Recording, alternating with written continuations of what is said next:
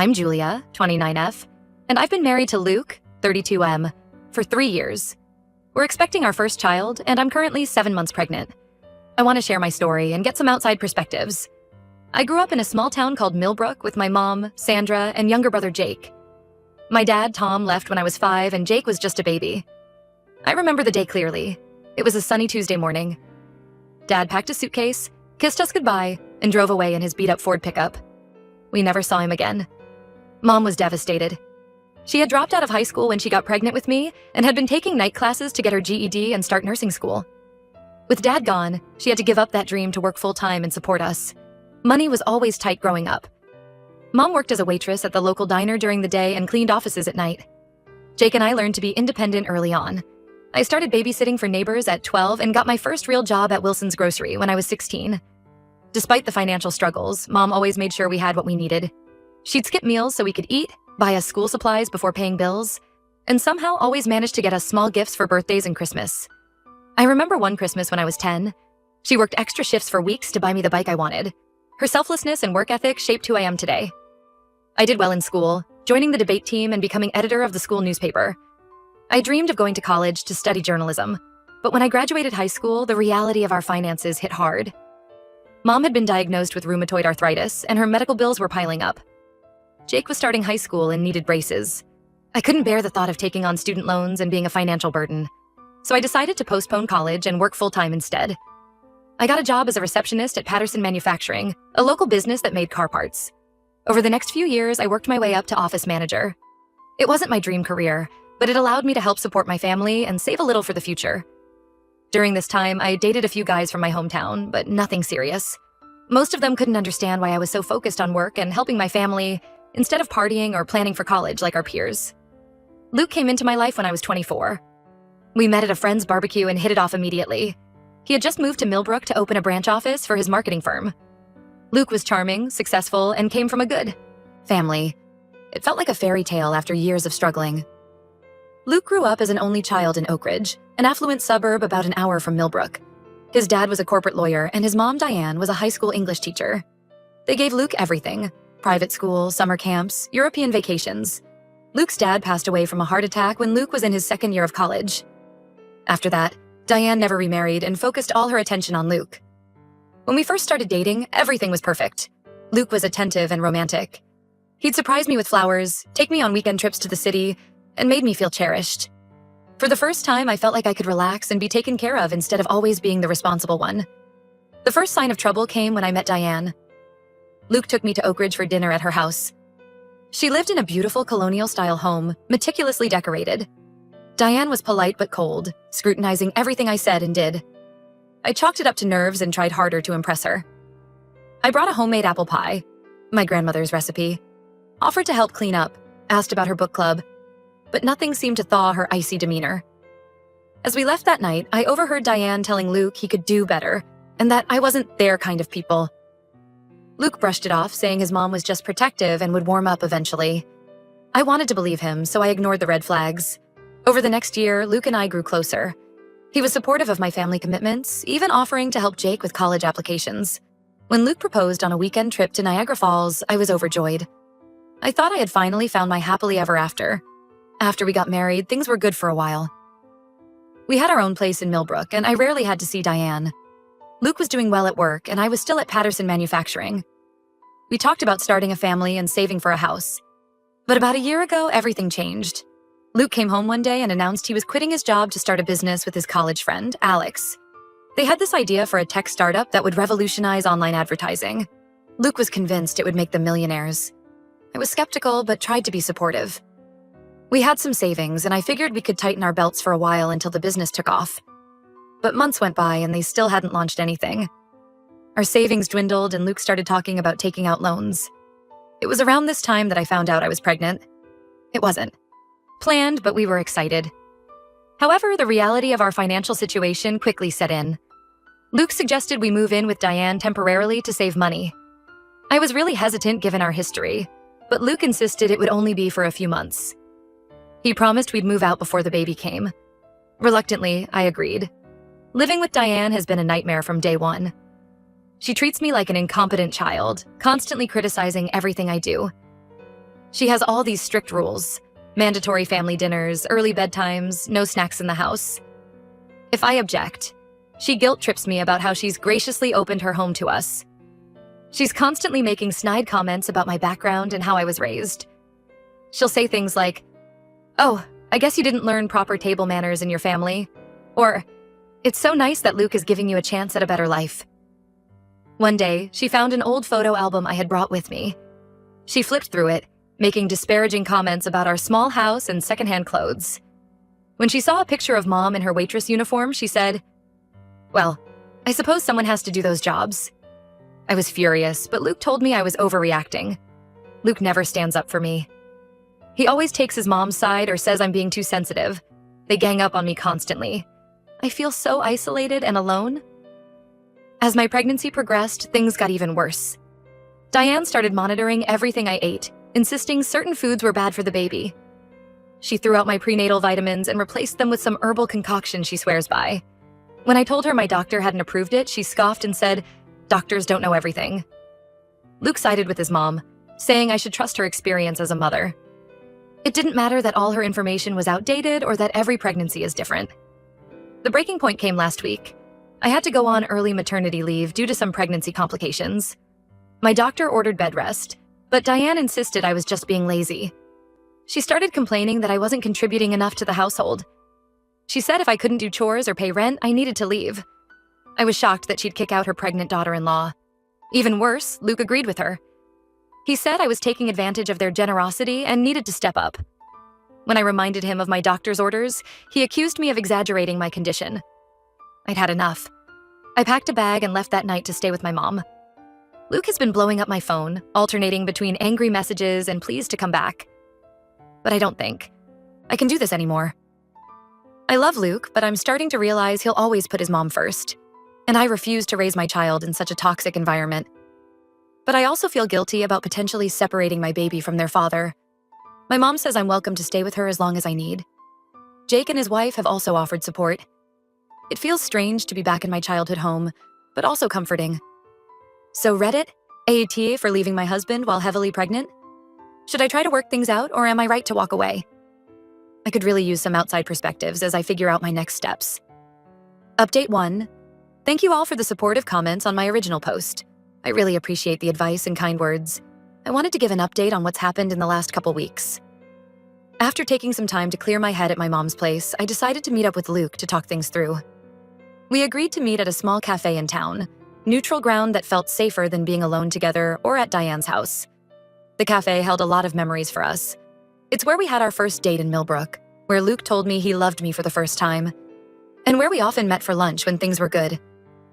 Sitting there now, it felt like a lifetime ago. The conversation didn't go well. Luke started off apologetic, saying he realized he'd messed up and wanted to make things right. He even offered to move out of his mom's and get our own place again. For a moment, I felt a glimmer of hope. But as we kept talking, it became clear nothing had really changed. He still defended his mom's behavior, saying she was just trying to help in her own way. He accused me of being ungrateful and said I needed to apologize to Diane if I wanted to come back. I told Luke that I deserved to be treated with respect, especially while pregnant with his child. I reminded him of specific incidents, like when Diane threw out my vitamins or when she made disparaging comments about my family. I asked him why he never stood up for me. His response floored me. He said that since he was the one working on his business while I was on leave, I should just suck it up and do what his mom wants. He even suggested that my pregnancy hormones were making me overreact. When I pointed out that his business wasn't making any money yet, he got defensive and said I never supported his dreams. That's when I realized the situation was beyond saving. Luke will always put his mom first, and I refuse to be second place in my own marriage. With a heavy heart, I told him I wanted a divorce. Luke did not take it well. He yelled and caused a scene in the coffee shop, accusing me of trying to keep his child from him and threatening to fight for full custody. The other patrons were staring, and the barista looked ready to call the police. I stayed calm and left, but I was shaken. I've spent the last week meeting with the divorce lawyer and making plans. My lawyer advised me to document everything. All the mistreatment from Diane, Luke's failure to stand up for me, the scene at the coffee shop. We're pushing for primary custody given Luke's unstable work situation and living arrangements. It's been really hard emotionally. I still love Luke in many ways and more in the future I thought we'd have. I keep thinking about the good times, Our first dance at our wedding, the night we found out I was pregnant, all the plans we made for our future. But I know this is the right choice for me and my baby. I deserve a partner who puts our family first, not his mother. My own family has been incredibly supportive. My mom is helping me set up the nursery in her spare room. It's small but cozy. We've been painting the walls a soft yellow and setting up the crib that Jake and I used as babies. Mom's been accompanying me to all my doctor's appointments and making sure I'm taking care of myself. Jake and his wife Sarah have been amazing too. They live about an hour away but have been visiting every weekend. Sarah is pregnant too, about 3 months behind me. We've been bonding over pregnancy symptoms and baby prep. It's bittersweet. This isn't how I imagined sharing my first pregnancy with family, but I'm grateful for their support. I'm scared about being a single mom, but I know it's better than staying in a toxic marriage. I'm focusing on my health and the baby now. I have an appointment next week to check on the baby and make sure the stress hasn't affected anything. Financially, things are tight but manageable for now. I'm using my maternity leave from work, and my mom is helping out. Jake and Sarah have also offered to chip in if needed. I'm looking into programs for single mothers to help with childcare once I go back to work. Luke has been alternating between angry messages and tearful pleas to reconcile. One minute he's threatening legal action, the next he's begging me to come home. Diane has been spreading rumors among our friends, painting me as unstable and selfish. She's telling everyone I'm trying to keep Luke from his child, and that I'm ungrateful for everything they've done for me. It hurts, but I'm trying not to engage. My lawyer advised keeping all communication in writing. I've started reconnecting with old friends who I'd lost touch with during my marriage. My best friend from high school, Megan, reached out after hearing about the divorce. We hadn't spoken in years. Luke always said he didn't like her influence on me, but it was like no time had passed. She's been a great source of support and distraction. Looking back, I realize how isolated I'd become during my marriage. Luke always had a reason why we couldn't visit my family or why I shouldn't meet up with old friends. It feels good to have my own support system again. I'll post another update after the divorce proceedings get further along. Thank you again for all the support. It really helped give me the strength to stand up for myself and my child. Update 2. It's been about a month since my last update, and a lot has happened. The divorce is moving forward, but it hasn't been easy. Luke initially tried to contest the divorce, claiming I was abandoning our marriage without giving him a real chance to fix things. But my lawyer pointed out that I had tried for months to make it work, and Luke had consistently chosen his mother over me. We had records of text messages and emails showing Luke's dismissal of my concerns and Diane's mistreatment. We're now in the process of dividing assets. Since we were only married for 3 years and Luke's business isn't profitable yet, there isn't too much to split. We're selling our car and dividing the proceeds. I'm keeping my personal savings, which I had maintained separately throughout our marriage. Thank goodness for that decision. Luke is keeping most of the furniture since I'm living with my mom. The main point of contention is the custody arrangement. Luke is pushing for 50-50 custody, but I don't feel comfortable with that given his living situation with Diane. My lawyer and I are advocating for me to have primary custody, with Luke getting supervised visitation until he can demonstrate he has stable, independent living arrangements. Luke's lawyer argued that living with his mother shouldn't disqualify him from equal custody, but we presented evidence of Diane's controlling behavior and outdated ideas about childcare. We also pointed out Luke's unstable financial situation and the fact that he had agreed with kicking out his heavily pregnant wife. Diane has been making things difficult. She's been spreading rumors among our friends and Luke's family, painting me as an unstable, gold-digging woman who trapped Luke with a baby. She's telling everyone that I'm mentally unstable and unfit to be a mother. It's hurtful, but I'm trying not to engage. My lawyer advised me to keep all communication with Luke and Diane in writing and avoid responding to provocations. On a more positive note, my pregnancy is progressing well despite the stress. I'm due in about 6 weeks, and everything looks healthy with the baby. My last ultrasound showed a strong heartbeat and good growth. The doctor says the baby is in the right position for delivery, which is a relief. My mom has been amazing. She's coming with me to all my appointments and helping me prepare for the birth. We've been attending birthing classes together, which feels a bit awkward, but I'm glad for her support. She's been sharing stories about her pregnancies with me and Jake, which has helped me feel more connected to my family history. Jake and Sarah have been incredibly supportive too. They've been driving down every weekend to help set up the nursery and keep me company. We've painted the walls, assembled furniture, and sorted through all the baby clothes and supplies. Sarah and I have been sharing pregnancy experiences and planning playdates for our babies. It's not how I imagined my first pregnancy would go, but I'm grateful for their support. I've also started reconnecting with old friends who I'd lost touch with during my marriage. My best friend from high school, Megan, has been a rock. She's been coming over regularly, bringing comfort food, and providing much-needed distraction. We've been binge-watching our favorite shows from high school and catching up on years of missed gossip. Last weekend, Megan organized a small baby shower for me. It was just a few close friends and family, but it meant the world to me. Everyone brought a book instead of a card, so the baby will have a nice library to start with. It was emotional. I cried several times, but it felt good to be surrounded by people who genuinely care about me. Financially, things are tight but manageable. I'm using my maternity leave from work, and my mom is helping out. I'm also looking into programs for single mothers to help with childcare once I go back to work. Jake and Sarah have offered to help financially if needed, but I'm trying to avoid that if possible. I've also started looking into freelance writing opportunities I can do from home to supplement my income once the baby arrives. The hardest part has been dealing with the emotional fallout. Some days I still question if I made the right choice. But then I remember how miserable and disrespected I felt living with Luke and Diane, and I know I couldn't have stayed. It's been a roller coaster of emotions. One minute I'm excited about the baby. The next I'm mourning the loss of my marriage and the future I thought I'd have. I've started seeing a therapist to help process everything. It's been helpful to have an objective person to talk to about my fears and doubts. She's been working with me on setting boundaries and building my self-esteem. We're also discussing strategies for co-parenting with Luke and dealing with Diane's interference. I'm nervous about the birth and raising a child on my own, but I'm also excited to meet my baby and start our new life together. Whatever happens with Luke and the custody arrangement, I know I'll do everything I can to give my child a loving, stable home. Last week, I ran into Luke's cousin Amy at the grocery store. She's always been kind to me, and to my surprise, she gave me a hug and said she was proud of me for standing up for myself. It meant a lot to know that not everyone in Luke's family believes Diane's lies.